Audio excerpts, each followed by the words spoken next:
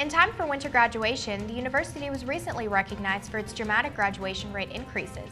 We'll bring you the details on the rates tonight. Several students have been victims of fraud this semester after depositing funds into their bank accounts or sending money overseas. We explore the topic of fraud in greater depth tonight. Actor and talk show host Steve Harvey was at Georgia State on Monday. We'll bring you an exclusive interview with one of the original kings of comedy. Those stories and more tonight on Panther Report. Good evening, I'm Jayla Bell. And I'm Yasmina Alston. Earlier this month, the Association of Public and Land-Grant Universities recognized Georgia State out of 219 research institutions for having the most dramatic graduation increase. In the last 10 years, the university has increased its graduation rates by 22 points, which helped it to win the Most Valuable Progress Trailblazer Award. New technology ensuring students' progress toward graduation was credited to the rate increase. According to university police, at least 4 students have been victims of fraud this semester. Depositing a check into your personal account in exchange for part of the funds has lured some students in. Reporter Marquise Jackson has the warning you need to hear before falling into a similar trap. There have been several fraud cases involving Georgia State students on campus. We got a chance to talk to Professor Mark Butness, who is an expert on consumer protection law, to give us some insight on what students can do to protect themselves. According to police reports, the cases range from theft by deception involving a student's bank account to fraud where students sent several $100s in advance money for a job they applied for online. One of those schemes that you mentioned is called an advance fee. The student gave thousands of dollars to somebody or a couple different companies. She had no idea who they were. It's advance fees. The student pays in advance before she's gotten anything in return. Well, she might as well go to the bank, withdraw $5,000, and just go down the street and throw it around. Just throw it into the air. That's what she did. He also offers the following tips. Remember to protect yourself by asking detailed questions. And if a company is involved, do your best to research them before you give out any personal information or money. Never allow anyone to deposit checks into your account to withdraw funds. And lastly, if it seems too good to be true, it probably is. She has to find out, who are these people? If she's on the web, is there a phone number? Is there an address? She should call them up, see if who's there. There's all kinds of research you should do. I mean, you know, most of us can't afford to throw away thousands of dollars. Professor Butness also advises students who are victims of fraud or scams to first report the incident to police, and the next step would be to contact the Consumer Finance Protection Bureau at www.consumerfinance.gov and submit a complaint. In honor of the centennial year, Georgia State has implemented a new philanthropic tradition. Online Giving Day is now officially an annual event seeking funds from GSU students, alumni, faculty, staff, and anyone else to put toward college or university programs. Online Giving Day will be held every November 14th, and all donated funds will be matched. In last week's Giving Day, $20,208 from 185 donors were collected, exceeding the university's goal of 150 donors. While Atlanta Mayor Kasim Reed and officials in Cobb County have accepted the idea of a Braves move, one of Georgia State's planning and policy experts is skeptical the team will actually get the funds. We go to Peter Schmidt, who has more on the Braves move and the impact it might have on communities involved. On the morning of November 11th, the Atlanta Braves announced plans to relocate the team to Cobb County, shocking both diehard fans and city planners. The one thing that's odd about this is that there was no build-up to it. Because when you hear about other stadium issues in other cities, there's typically a long, sort of protracted give and take and all this. This just like, all of a sudden, they're moving. The move came as a complete surprise to most, and hard numbers on the cost of the move still haven't been released. The business out in Cobb County, I think what Cobb says they're going to give them $460 million. I have no idea where they're going to get that from. And I would doubt that any project is going to come in on budget, because they never do. It's just so I don't know how they're going to finance that. So the things that they've said online, don't seem to make much sense. Although no definite plans for the move have been made, Dr. Hacker explained that neighborhoods around stadiums are usually negatively impacted by team activities, and that moving the team may improve the area's economic condition. I think there's possibilities, since it is an area that's been, when they're not playing, there's nothing happening, it may be an opportunity to reduce congestion in some of those areas. It may be an opportunity to bring in some sort of development that'll enhance that part of South Atlanta, reconnect it with the southeast part of Atlanta.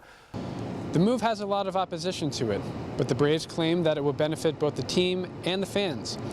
The franchise says that a new stadium development will allow it to create new dining and shopping facilities to further enhance the fan experience. For GSTV News, I'm Peter Schmidt. The Robinson College of Business part-time MBA again placed in the nation's top 25 biennial rankings by Bloomberg Businessweek. The rankings are based on student surveys, academic quality, and post-MBA outcomes. The Robinson College of Business received excellent student feedback in teaching quality, caliber of classmates, and curriculum, according to the ranking results. Downtown traffic has been just a bit worse as several roads have been closed this week due to the filming of Fast and Furious 7. Marietta and Decatur Street stretching to Peachtree Center Avenue as well as Edgewood Avenue have all been closed due to filming. Several of the Georgia State parking decks on the south and western portions of campus have also been affected. Fast and Furious 7 is the second film of the Fast and Furious franchise to be filmed in the metro Atlanta area. Fast 5 was filmed here in 2010. Have you ever given thought to how much mold is around you? Well, a 4-year research project in the biology department is looking to track the progression of mold and help the university identify problem areas. Reporter Alex Ositis has more on the project. The Crow Lab in Georgia State's Department of Biology is closing in on a 4-year research project looking into mold growth in the Petite Science Center. The project is looking at samples taken from before and after the opening of the Petite Science Center to see what is growing. And then we were able to continue tracking by taking air samples in various locations around the facility for the next 24 months with an interest in seeing what are the members of this population that show up first, what members of this population establish themselves and tend to persist in this environment, and what part of that population are transient, meaning they're just in the outdoor air, they come in when you open the door or when you bring in air in an HVA system. While the results from the Petite Science Center project are still being examined, Corneliuson said the biggest surprise about mold on campus is that there isn't a whole lot.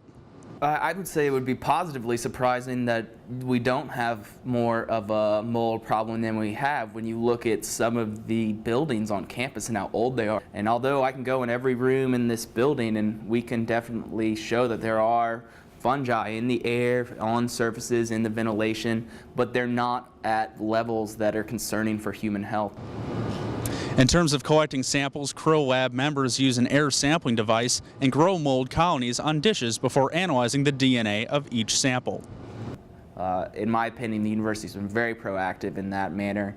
And also, they haven't hesitated to ask our opinion. So when they do have something like water damage and it appears that there's mold colonization, they'll ask I or Dr. Crow to come in and take a look at it, and we can kind of give them a very basic idea. Well, this is something you do want to be concerned about and address, or this looks pretty standard. I wouldn't be too worried about it. Although breathing in mold spores can be dangerous, what Cornelius and company have found is that the mold on campus is not of great concern. Some individuals who are already sensitive to molds may have issues. In general, this is nothing to be concerned about for the general population. Reporting for GSTV News, I'm Alex Ositis. Coming up on Panther Report, we'll take you inside the mail services as they get ready for the busy season in our exclusive interview with Steve Harvey. In the 70s, they were an elite unit with names like Brick, Champ, Brian, and Ron. They rose like the phoenix, and then they were gone. Their legend became but a whisper, told by the trees, until now. We're starting a 24-hour news channel, and we want you. I'm gonna do the thing that God put Ron Burgundy on this earth to do. Have salon-quality hair and read the news. Don't stop. This just feels right. The news team is back. Welcome to the 80s, baby. Is that your foot between my legs? No. Oh. It was my hand.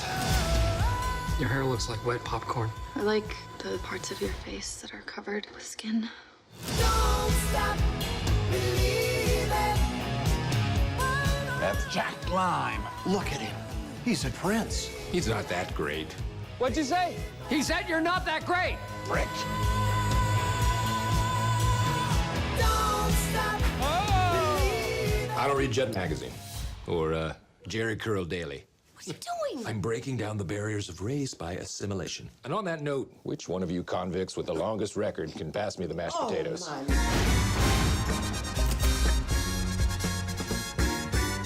Am I right? Say what? Georgia State's mail services is the largest in the university system, and it's gearing up for the busiest season of the year. Our own Judy Martinez has more on how your transcripts or applications get to where they need to be. Mail services here at Georgia State University handles more than 3 million pieces of mail annually.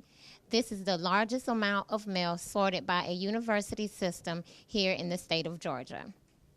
Martin Ross, manager of mail services, oversees the daily functions of the mail room and the U.S. Post Office. Any department that has mail outs, your diplomas that you receive, those go out through here.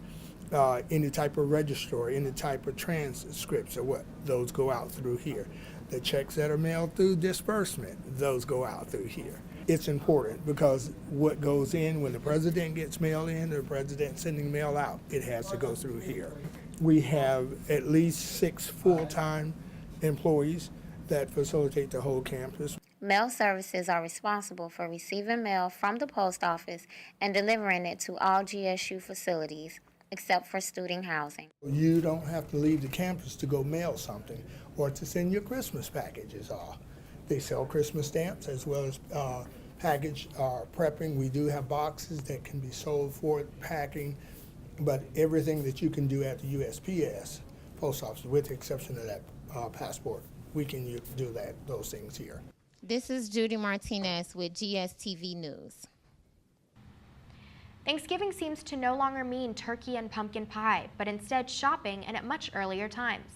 This year, stores such as Walmart have announced that Black Friday sales will begin on Thanksgiving evening instead of early Friday morning. Target, Best Buy, and Macy's are other stores joining in on this new Thanksgiving tradition. So what can customers expect to get in exchange for their shortened dinner? Some stores will offer guaranteed products to those customers waiting in line during certain hours on Thanksgiving evening. According to National Retail Federation surveys, the shift of Thanksgiving Day shoppers has gone from about 11% of consumers in 2005 to over 25% in 2012. Georgia State University campus events welcomed the king of comedy and talk show host Steve Harvey this past Monday. Harvey spoke about education and self-improvement. He also shared stories about his life journey. I sat down with Steve Harvey to discuss the importance of education and mentorship in today's society. Thank you for sitting with me today, Steve. I'd like to start off by asking, how important is mentorship in shaping the future for our youth? I was very fortunate in that I had a father until I was 43. I think of what my life would be without him, and I can assure you I'm not here. But mentorship is important because in terms of boys and girls, it's the same. A father or mentor is important in both young men and women. But in a boy's life, for a father, it's really difficult when he's not there, because a young boy without a male role model is like an explorer without a map.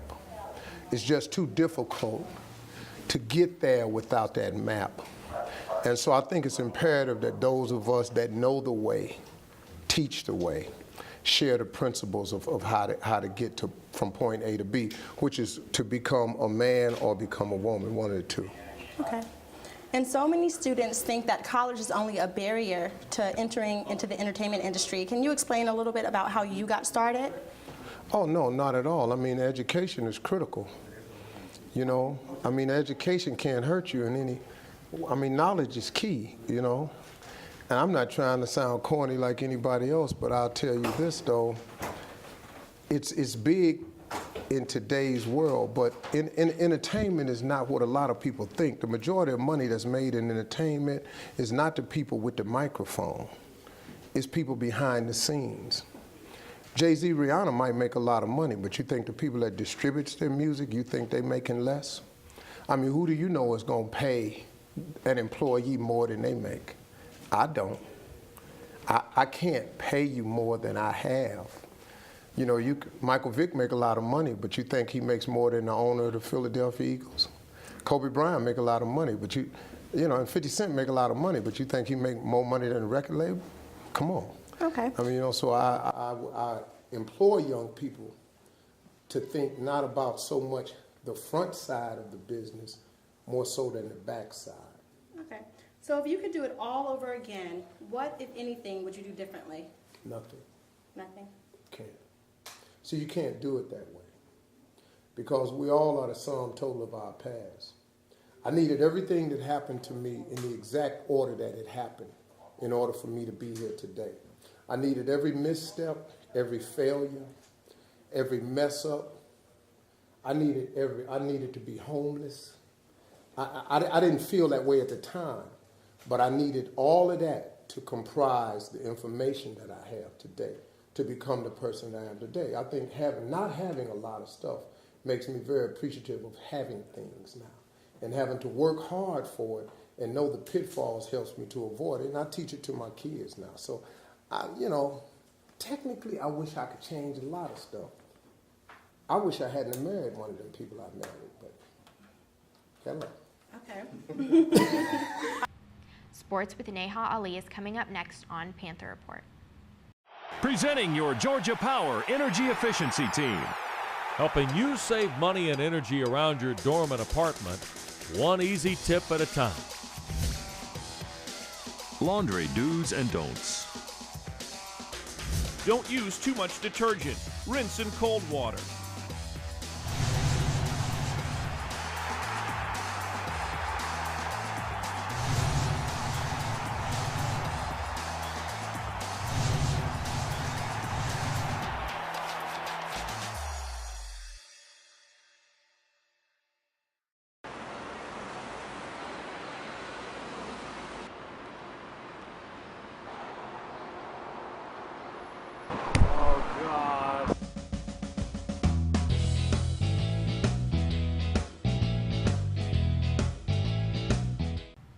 After losing all 3 of their preseason games, women's basketball opened their regular season Tuesday night against the University of Central Florida. We go to Davon Kimball with a game recap. This past Tuesday, the Georgia State women's basketball team took the court as they faced the University of Central Florida. UCF entered the game unbeaten at 3-0, while Georgia State was still searching for their first win at 0-3.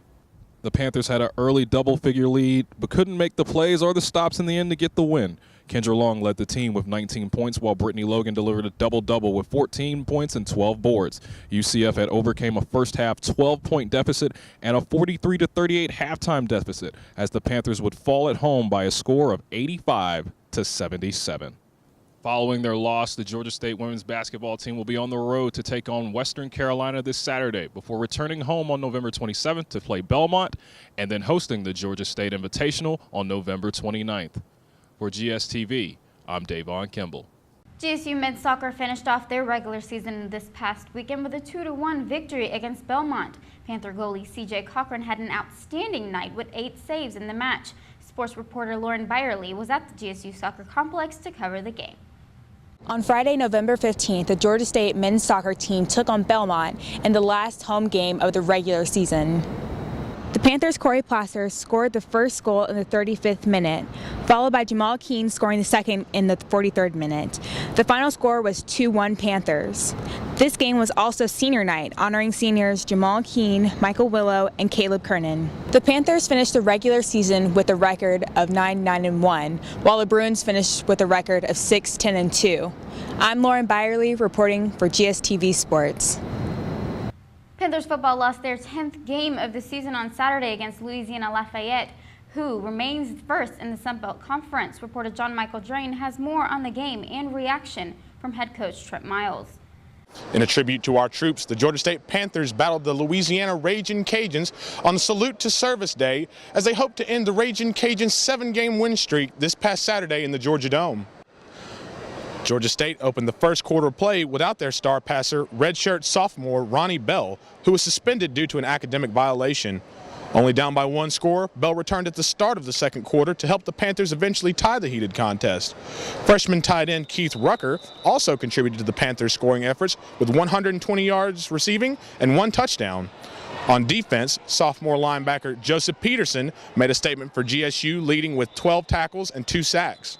The Raging Cajuns, however, capitalized on the Panthers' mistakes and penalties to grab their 8th consecutive win of the season at a final score of 35-21.